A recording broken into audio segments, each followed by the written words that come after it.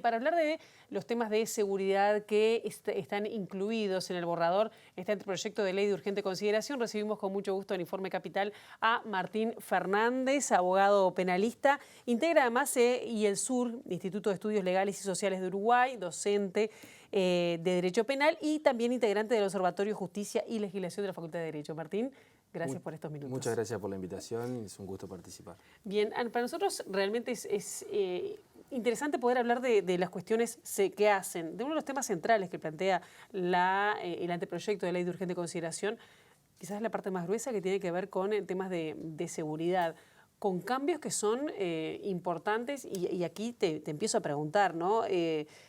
Porque bueno, es casi un cuarto, un poco más de estos artículos que están referidos a esto. Y hay cambios que tienen que ver, por ejemplo, con legítima defensa, sí, que se amplía lo que hasta hoy es considerada como legítima defensa a otros casos.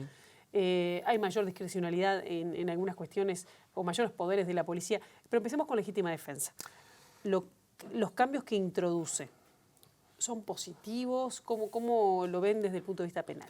En general, digamos, la legítima defensa es un especial permiso que se concede a determinadas personas que se encuentran en determinadas situaciones, que el artículo 26 del Código Penal expresa muy claramente, que es una agresión ilegítima, la necesidad racional del medio que emplea para defenderse y que no haya provocado la situación. Digamos, todas las presunciones que en general se hacen a la legítima defensa, que se está defendiendo, luego en un juicio penal evidentemente muchas veces pueden caer, porque si aparece prueba de que la persona se excedió o que hubo determinados hechos que no configuraban una agresión, esa persona que cree que se está defendiendo eventualmente puede ser responsabilizada por homicidio. Entonces, claro, consideramos que todos estos mensajes sí, de que, digamos, ahora nos podemos defender ante cualquier circunstancia, podemos poner los dispositivos eléctricos que queramos, podemos disparar ante un robo de una garrafa en el jardín, son mensajes equivocados que luego no tienen un correlato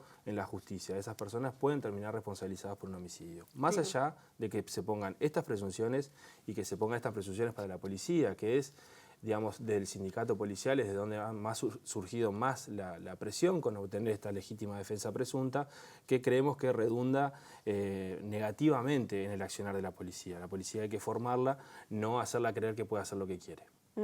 Y o sea que las exoneraciones que hoy se amplían, ¿no? Es decir, que hoy poco menos que tienen que entrar, si quieren entrar a tu casa, un ladrón o lo que sea, sería en tu dormitorio. Hoy se incluiría con este cambio la azotea, el patio y demás. Sí. Igual hay que tener cuidado. Se han extendido ciertos criterios que ya se aplicaban jurisprudencialmente, o sea, la justicia ya aplicaba ciertos criterios de continuidad, digamos, ¿no? Pero de todas maneras, la afectación, como relataba, te están robando una garrafa y que la persona crea de que yo puedo responder... Es proporcional. Claro, que yo puedo responder con violencia letal a ese hurto de garrafa o que la persona ya se está yendo, definitivamente termina condenada por homicidio. Esto lo puedo decir con absoluta certeza. Claro. ¿Y qué pasa, por ejemplo, con el accionar policial? Que hay un capítulo que es bastante importante. Y estoy viendo, por ejemplo, cuando no solo el agravio a la autoridad policial, el incremento de penas por si te resistís a un arresto, bastante importante, creo que lo tengo acá, digo, si te resistís con una pena de 3 meses a 12 meses de prisión. Me imagino un adolescente asustado que salga corriendo, el que te pidan la cédula y la obligación de darla, el que no se llame inmediatamente a un fiscal, en un caso, te lo tiro así, sí, pero ¿cómo lo ven ustedes? Bueno, en general acá lo que se está configurando, digamos, son escenarios de mayor autonomía de la policía, que en definitiva no redundan en mejores procedimientos, ¿sí? Como decía antes, a la policía hay que formarla y educarla para que pueda trabajar con las personas, no aumentar la criminalización de conductas que tienen que ver con el trato con la policía, ¿sí? Acá lo que estamos haciendo, o lo que está haciendo este borrador, que esperamos que no entre así al Parlamento, porque por las características de la ley de urgencia tenemos ciertas cuestiones constitucionales ahí que van a quedar aprobadas si no se modifica el texto.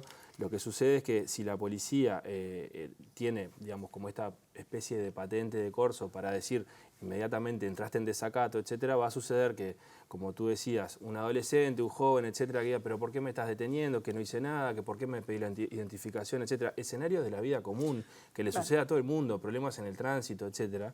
Se aumenta la posibilidad de que la policía actúe autónomamente. Y a su vez, al permitir de alguna manera que esta policía investigue, desarrolle ciertas actividades de interrogatorios, etcétera, independientemente de las órdenes de los fiscales, luego no sabemos si eso va a redundar en que sea un caso exitoso en juicio, porque de estas primeras horas, de estas primeras investigaciones, pueden surgir muchos problemas que los fiscales después tengan que solventar en juicio. Entonces, estas reformas que pretenden decir que van a mejorar la seguridad, en definitiva luego van a terminar perjudicándola. Hoy ¿qué se hace? ¿No? Porque a veces uno dice, he escuchado decir, bueno, pero esto en realidad los están parando de situaciones que hoy de hecho se dan. ¿Es así? La policía, digamos, tiene que dar cuenta al fiscal y es el fiscal el que ordena la investigación, es el que da las instrucciones. Esto no quiere decir que la fiscalía no pueda, que la policía, perdón, no pueda en un caso de flagrancia, digamos, detener a la persona, pedir las cámaras de seguridad de tal comercio, etcétera. Digamos, hay ciertas medidas que la policía puede hacer, pero ya luego interrogar a la persona detenida. Incluso puede detener testigos por 24 horas. Esto es lo que plantea este proyecto de ley, este borrador de proyecto de ley. Puede detener a los testigos por 24 horas. ¿Sin informar? Informa, pero dice, ¿qué testigo va a ir a declarar a favor de la fiscalía luego de haber estado 24 horas detenido? Es una locura. Digamos, no resiste menor análisis, porque además esta legislación lo que está haciendo es crear categorías distintas a la detención, ¿sí? La detención es constitucional, es decir, solo se puede detener a las personas cuando están cometiendo un delito, cuando hay evidencia de que recientemente lo cometieron, pero inmediatamente, o cuando hay una orden escrita del juez competente. Acá empiezan a hablar de detenido, de conducido, de persona trasladada, etcétera. Entonces, lo que están haciendo es generar especie de salvoconductos a las digamos, no llaman a las cosas por su nombre. Claro. Que esto ya lo ha observado la Comisión Interamericana de Derechos Humanos y la Corte Interamericana de Derechos Humanos en un caso contra la Argentina, que dijo no pongan palabras que eviten la detención. Si es detención, es detención. Si la persona está inhibida de moverse, o sea, de su libertad ambulatoria, es una detención. Entonces no le pongan otras palabras. Toda esta legislación lo que hace es generar esto. Te salto a otro tema. Cuando se habla de procedencia, dice que se aplicará en el artículo 25 el proceso abreviado para el juzgamiento de hechos, cuya tipificación por el Ministerio Público en lugar de la aplicación de una pena máxima de 3 años de penitenciaría de una pena no privativa de libertad, cualquiera fuera la entidad de esta última. Es decir, ¿qué consecuencias tendría la aplicación del proceso abreviado? ¿Habría más personas en cárcel, más personas libres? Digo, claro, la no aplicación del proceso abreviado generaría como... Porque hoy está previsto ese proceso abreviado. Hoy está previsto ese proceso abreviado y lo que importa es que en determinados hechos en que la persona admite que los realizó, el indagado admite que los realizó y la Fiscalía no va a juicio, pero no es que solo no va a juicio con el indagado, sino que además no lleva a la víctima a juicio, no lleva a los testigos a juicio, que de repente dentro de 2 años tienen que llamarle y decirle, mire que tenemos un juicio. Ahora, estas son las proyecciones que está haciendo la Fiscalía, de cerca del 95% que se tramitan por el proceso abreviado, ahora quedarían en una escala muy pobre de posibilidades de tramitar el proceso abreviado. ¿Y cuál es la facilidad? Es decir, ¿es para todo tipo de delitos? ¿Una persona roba y se aplica ese proceso abreviado? Digo, pensando en la gente que nos está escuchando. En los casos de hurto, en los casos de rapiña, etcétera. Fíjate que de repente en una rapiña que la persona, digamos, está con los elementos, es muy claro que fue...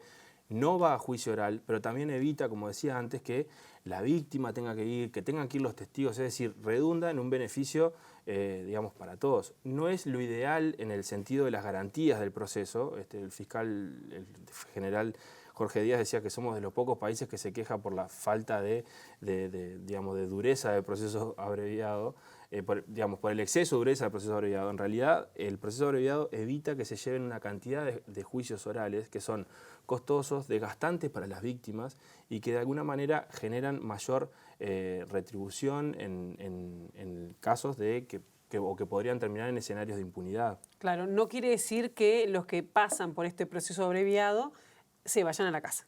No es que se vayan a la casa. al tramitar por el proceso abreviado y al admitir de alguna manera, lo que posibilita es reducir en algún periodo de la condena que pueda llegar a recibir.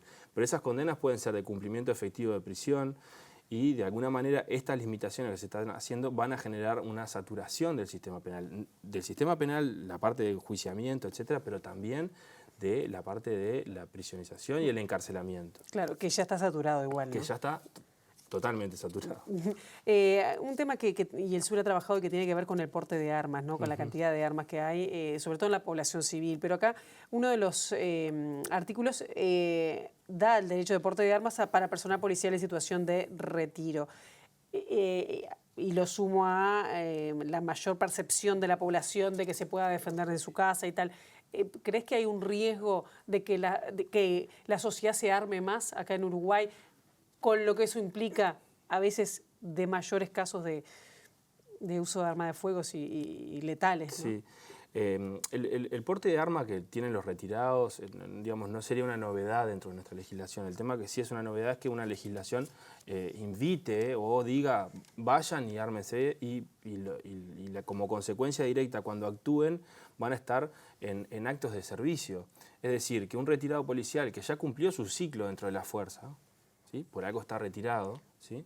Que no está sometido a evaluaciones, que no está sometido a formación, que no está sometido a preparación física, que se supone que dentro del cuerpo de las fuerzas de seguridad hay, ningún monitoreo, digamos, de la cuestión psicológica, etcétera, que está apartado de la fuerza como retirado, ahora puede actuar nuevamente como policía. Esto es una verdadera imprudencia de esta legislación, por no decir otra palabra, pero realmente la persona que está retirada de la fuerza y ya no cumple con los requisitos para estar armado y de alguna manera va a generar procedimientos o va a participar en detenciones o en situaciones en que crea que puede estar protegiendo o auxiliando o lo que sea, y esto generalmente o muchas veces pueden terminar en desenlaces fatales.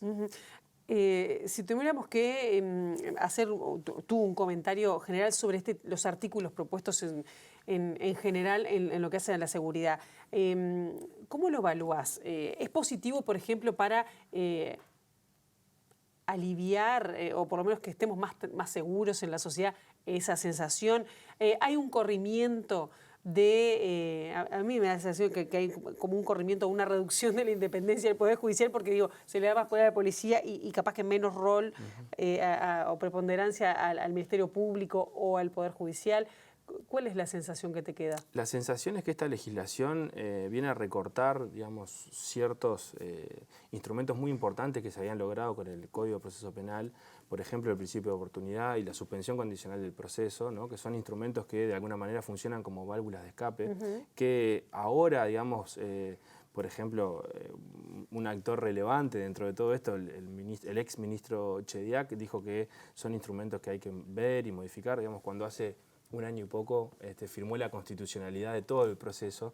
Creemos que hay una utilización política de estas cuestiones en vez de intentar reforzar las instituciones que trabajan con esto. Es decir, si nosotros no generamos el fortalecimiento de las instituciones que trabajan con la no privación de libertad, terminamos siempre en la privación de libertad en la cárcel, ¿sí?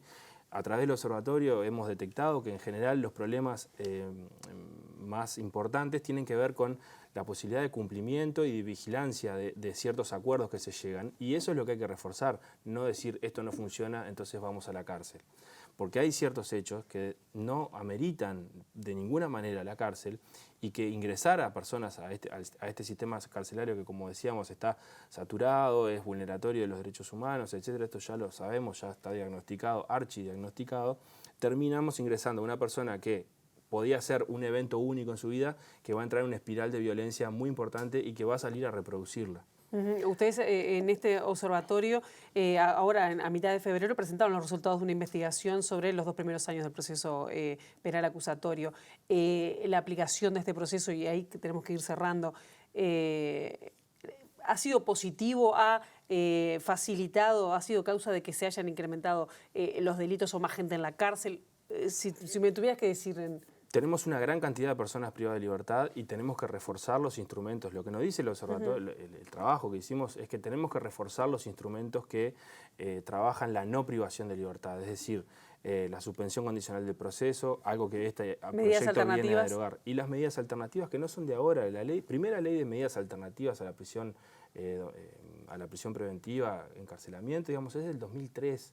O sea, es legislación que tenemos que reforzar y trabajar en las instituciones, no generar más privación de libertad para ciertos hechos que evidentemente luego lo único que sucede es que las personas entran en una espiral de violencia y salen a la sociedad de nuevo y la reproducen.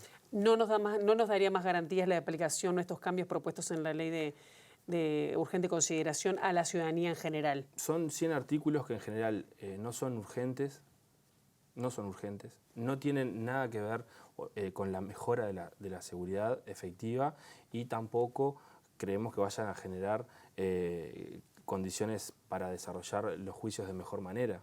Todo lo contrario, van a generar más problemas a los juicios cuando el camino debería ser reforzar las instituciones que están trabajando, tanto Fiscalía, Defensoría, ¿no? Poder Judicial y también quienes se encargan de la privación de la libertad y de la no privación de libertad. Con ese reforzamiento en general de estas instituciones vamos a lograr mejorar la seguridad. Con esta ley no. Martín Fernández, muchísimas gracias. No, Quedaría gracias mucho para profundizar, porque aparte, ¿qué firmó Uruguay en los convenios internacionales? Que capaz que algunas de estas normas pueden ir en contra de esto también, ¿no? Sí, también, y en contra de la Constitución también. Muchas gracias por estos minutos. Gracias a ustedes.